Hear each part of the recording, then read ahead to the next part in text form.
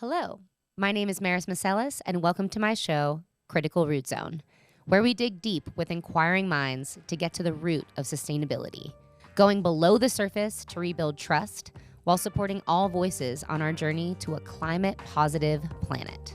For the following series, we'll be taking a look at my friendship with Kristen Westerbeck, a shining example of sheer passion and willpower to make a difference in this world. This woman is my dear friend and an inspiration, and she has conquered so much already. She's been in Nashville for 14 years.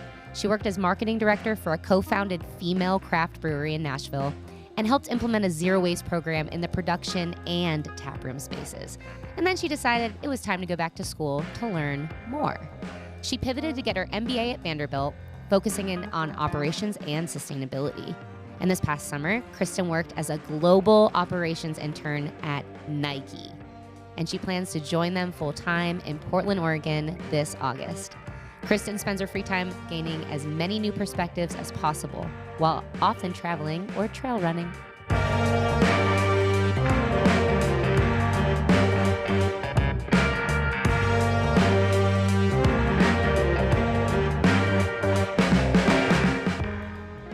I'm so excited that you're here, Kristen. Oh my gosh, here we are. Yes, thank you so much for having me, Maris, especially here, like the first episode. Yeah. This means the world. This is my very first episode. My name is Maris. Welcome to the Critical Root Zone. We got to start back when we met.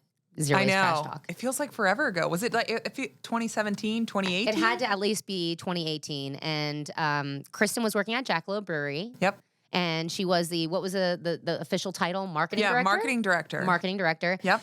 And I didn't even know how badass you were because I was just looking around for zero waste. I was researching. I was like, what is zero waste?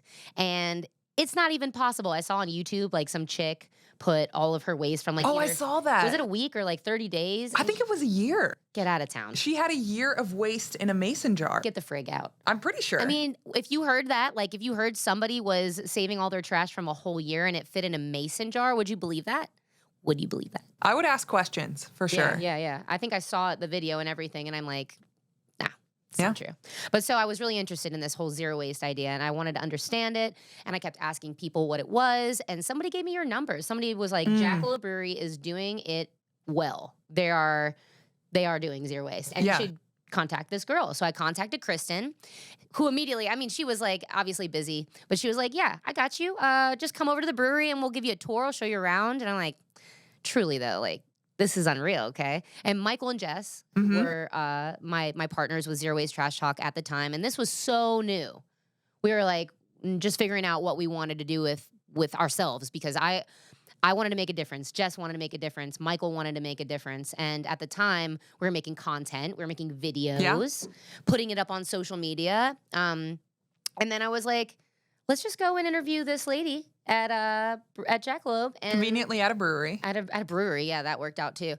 And she showed us everything that all that stuff is so intricate, like diversion at every section, every cycle of the process of this brewery. They did something with the material created. It was amazing. So met her at Jackalope, and she was like, "You guys should have your meetup here. You called it a coming out party." You called it a coming out party. You're like, everybody needs a coming out party. Yeah, that's what you said. We need a CRZ coming out party. We're gonna have a party. Just wait, TBD. But so we decided to have a coming out party there, and we invited who came? The Good Phil, the first package-free store in Nashville. Yep. We invited Turnip Green Creative Reuse. Yeah. Another nonprofit that diverts lots of materials from the landfill. We had Strings for Hope. We had a party, and then we had another meetup. And that one was more like, oh my gosh, that was more like a town meetup. It was like community. I didn't even put my timer on. We're gonna make sure that. Yeah, what time is it? 3:33. Cool. We got at least 12 minutes. But I remember that first meetup too.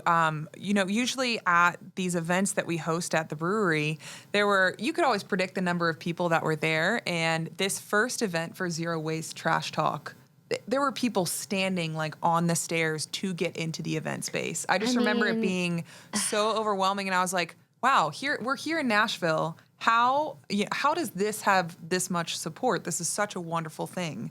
And it just, for me, you bringing all those people together was just such a monumental moment at that brewery as well.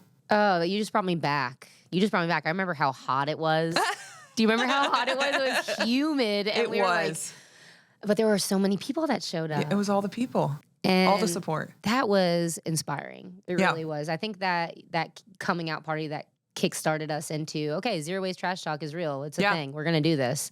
And, almost 20 podcast episodes later. Well, no, we fast forward, we had a tornado, we had a pandemic. Yeah. We had lots of ideas and ways that we were going to infiltrate the system. I mean, we had a reusable to-go container program idea. Yeah, I remember that. We were trying to figure out. And when the tornado hit, we had to kind of put that on hold. And then we thought, well, maybe we could do a bigger market. And then the pandemic happened and nobody wanted to reuse anything because germs. Yeah. COVID. And then it became tough too with, supply chain and jobs. People aren't able to, the metro isn't able to staff enough people to take out the recycle and, only the trash. And I think Metro put a pause on recycle for a little bit too. Yeah. Which was really tough. So yeah. I think just in general, packaging was tough. Truly. Well, man, those were the days. And now we're going to talk about this exciting job that you're going to, that you're moving to Oregon for, this opportunity that you have, all the things you've done and worked up to get there. Yeah. And just the simple idea of zero waste, right? Like that whole idea that I went and researched and kind of had an interest in turned into this giant community. And all sorts of people started showing up. And that's what I want to do on CRZ.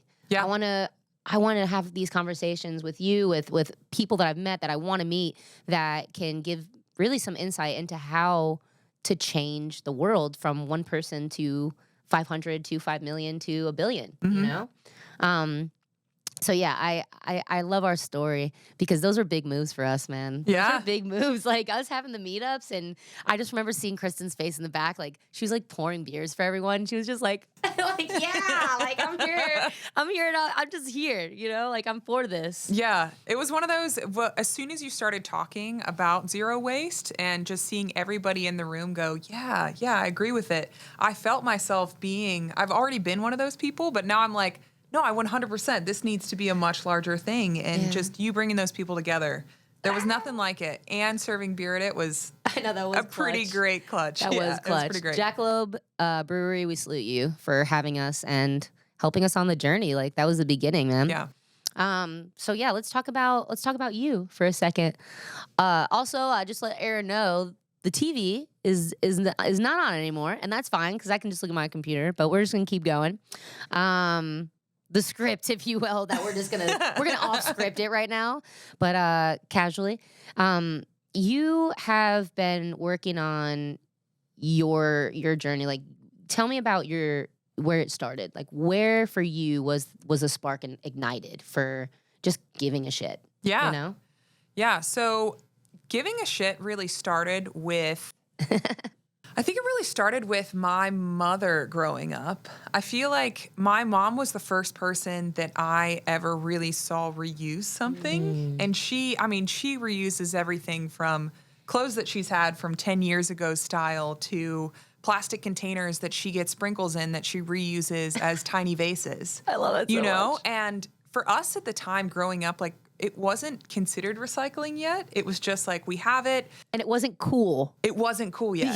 Because I remember my mom doing the same thing, and I was like, yes. Mom, you have to stop because it's embarrassing. Yes, yes. And at the time, I don't know whether it was a money-saving thing or, just growing family, trying to put food on the table. But for me, just seeing her, I guess, reuse things and not throw them away made it feel so much... it made the item feel a lot more precious. Yeah. So I wouldn't say I grew up recycling. I would say that I grew up reusing things first. Yep. That's really where it started. And that's the most important part too, is because a lot of people think, well, I'm just going to recycle it, right? Like, okay, you get what you need and you just throw it out. But if you already were cultivated as a child to think about where these things come from, I think you're ahead of the game. Definitely. And there was no emphasis on, we have to recycle because we're using too many trees or any of these. It was just, I think it really stemmed from just trying to save some money potentially. Yeah. And it just grew from there. So what was the next big thing in your life? Like who, besides your mom, were there other influences that kind of... Yeah. helped keep you on that track? So I would say another very big influence that I had, I'm not sure if she even knows she was this big of an influence, but the owner of Jackalope, her name is Bailey Spalding. She actually went to Vanderbilt Law as an environmental lawyer to study environmental law. And she really, in the foundation of Jackalope and that business plan, she really instilled this love of Earth within the business plan. So it wasn't, dreamy. it was one of the reasons that Jackalope chose to go with cans over bottles to preserve the beer longer, but then be able to ship easier. And aluminum is infinitely recyclable. So there were just so many decisions that Bailey made throughout running a small business, now a larger business, that I just looked at and I was like, wow, like this is a conscious decision and isn't necessarily the cheapest decision, but it also too produces such a better quality product that maybe in the long run this is better for business. Wow. And that was really the second person to really, I guess, ignite my mind about sustainability. Yeah. Yeah. I love that. And I mean, did you just fall upon Jackalope, or how did you get there? It's super interesting the way it works out. So I was in the music industry at the time, and I wasn't having a ton of luck there with my calling within the industry. I loved the people aspect of it, but sustainability and concerts, it wasn't. We both know there's a ton of waste involved in there. So I couldn't really find my space within the music industry, and I decided, I sat down with a beer for a friend, and she's like, "Well, your other favorite thing is drinking beer. Why don't you check out, working for a local brewery?" Perfect. And I thought it was a light bulb moment where I was like, this is what I need to do with my life. This is great because it ties in the community aspect of people with a product again. And at the time, I was interning at ASCAP and walked straight into Jackalope. Jackalope had opened 6 months earlier, and straight into Jackalope and asked for a job. And it was the 3 owners at the time, and there was no position available. So I followed up their no with, "Well, I'll work for free until you hire me." Wow, because what a bamf. Yeah, wow. it was that important for me to it was a light bulb. And once you have a light bulb moment, you can't turn away from it. So I worked for free at Jackalope for 6 months, doing pretty much everything I could. So it was like, Wait, you had another job at the time, right? another job at the time. Okay, because I'm like, how did you do that? Oh, I mean, if you call Pier 1 Imports a job, I was a sales associate at Pier 1 Imports. So I had pay the bills. I had some money to pay those bills, but a lot of those nights were just like, all right, I guess we're doing a growler of beer for dinner. Oh my Which goodness. It's what the monks did. Wow. Yeah, that's spiritual for sure. So made it work for 6 months, and then eventually got hired on as a bartender. So That's right. was able to start learning a little bit more of that community facing, have a little bit more community facing position while still learning more about beer. Yeah. So it ended up being just a great opportunity, and then kind of rose in the ranks from there. That's so inspiring. Just that story alone, because like she worked for free, ladies and gentlemen. She didn't, she went for it. And you have to ask for what you want. I feel like that's a big part of my journey, is just asking for what you want. Because I asked to get Kristen here. I asked Erin and Stuart to have me here in their podcasting studio, and things are happening. So I mean, once you know your calling, you got to go after it. You got to do your thing. Yeah. You got to make sacrifices. And I think for the improvement of our community, our environment, and the world, I mean, we're making sacrifices. We are. For it. And that, to the next thing, it's like zero waste for me wasn't like, oh, this is cool, this is fun, I just want to like do this. It's like, this is how we have to live. Yeah. This is how we have to think if we want to at least backtrack what we've done, because now I think more people are thinking this way for sure. Yeah. And a lot of that due to you. Seriously. Thank you. I will have to say, I'll put some plugs in there. I do run a gym, Hotbox Fitness in Nashville, and we've had some bumps in the road about just kind of integrating some sustainable practices, but they are very receptive to it now, and we're working on it. So that's really cool. And just anybody I come in contact with, I think I try to have a conversation. I try to open it up, right? Like, what do you believe in, or what do you don't believe, Or the question is, right, and I can ask you this right now, what do you how do you feel about the climate crisis? Like, what does it make you feel? Oh man. How does it make you feel? And where does it put you on the map with, like, with everything that makes sense in life? Yeah, That's it's a deep, tough. deep question. I know, we're getting straight into it. So the climate crisis, I feel like it causes everybody anxiety if they think about it too long, and I just happen to dwell there probably a little bit longer than other people. But at the same time, I think this is sorry to quote Elon Musk already. I mean, it is what it is. But he said basically, I don't want to be there. I don't want to be the person at the end of the world that's saying to other people, "I told you so." I want to be the one that's trying every single thing possible in order to save what you love. So it's I probably might have said it. I don't know if he used the L word in there. Yeah. But you're just making it your own, which I dig too. Yeah. So I think that's how I feel about the climate crisis, where it does feel a little bit like a ship with a lot of holes in it currently at the moment. But at the same time, I want to dedicate my time to do anything possible to keep that ship afloat and hopefully repair some of those holes. Oh, yeah. We got to do what we can. Yeah. We got to do what we can. How do you feel about the climate crisis, Maris? Oh, man. Well, first of all, the one thing that I changed was instead of saying climate change, I say climate crisis now. Yeah. And I learned that somewhere. I was on like some free call with that's what you got to do too. You got to seek out the free calls and conferences and like go listen to these people because they're brilliant. But yeah, this woman, she said, you can't say climate change because that's natural. That's a natural thing. Yes, the climate's getting warmer and that's natural. But what we're doing is expediting it, and we're making it worse. So it's a climate crisis. And so when I talk about the climate crisis, man, I seek to understand rather than to be understood. And that's just, and there's my quote, right? I think it's Gandhi. Shoot, I don't know. I think it is. Like Stephen Covey put it in his book. I know it's in the 7 Habits or whatever, but I really try to have an outlook of, okay, well, there's problems and issues, and if I worry about it, it's not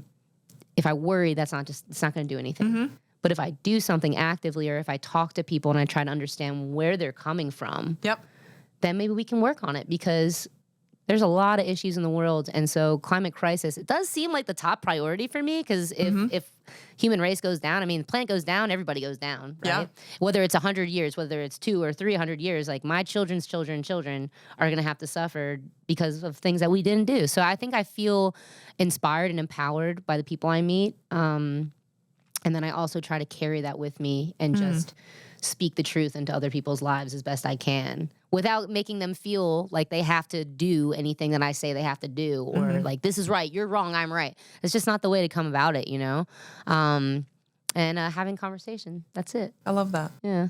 But like zero waste and caring about the climate crisis, I think if we're going to get anything out of this episode, right, it's how can we, you, me, you, make a difference in our own lives on a micro level, right? Because I tend to think of the whole big picture, and then I freak out because I'm like, holy shit, everything is like out of my control. What am I supposed to do? The people in charge are not supporting this, so how am I supposed to support it? But there's a lot of stuff out there you can do. I think starting with composting is one of the biggest ones. It's a landfill issue. Solid waste has always been my passion. It's waste diversion. I think that's a big part of it. There's energy, there's water, there's all sorts of aspects of sustainability and carbon emissions, right? And we can get deep down into that. We can get into that. But for me, it's what do I have control over in my house, in my grasp? And that's,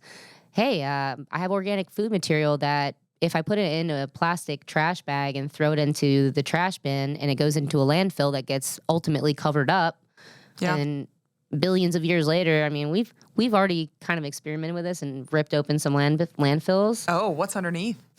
Like pristine newspapers and like avocados that are like guacamole that never are still green, like from like 100 years ago or some craziness. I can't. Michael was the one who told me this story because he read an article about this, but he's like, yeah, landfill is not. Everything degrades, right? Everything degrades. This will degrade. This microphone will degrade. This water bottle will degrade.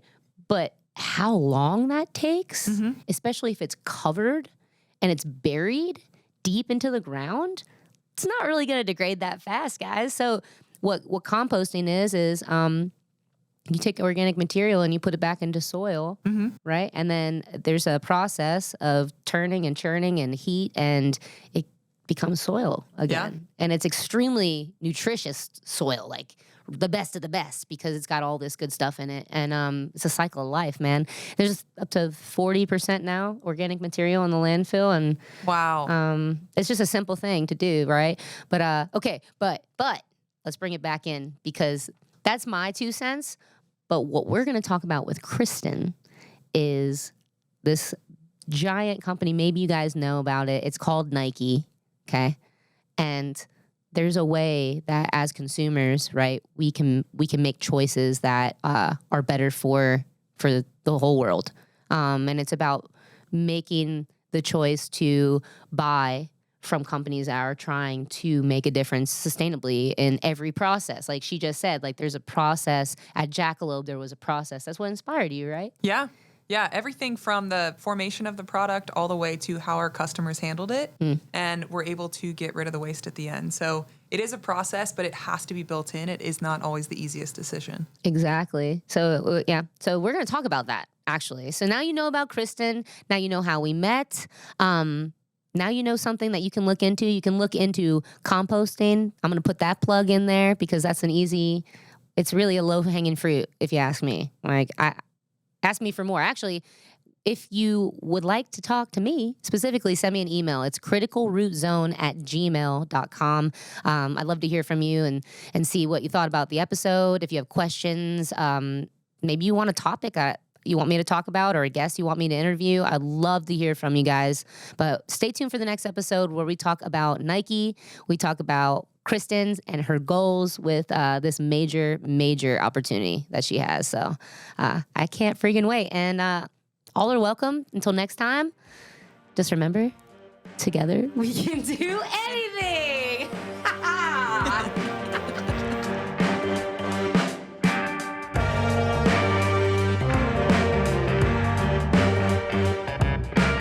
Thank you for listening to Critical Root Zone. If you'd like to reach out, email us at criticalrootzone@gmail.com. Critical Root Zone is produced in Nashville, Tennessee, copyright 2022.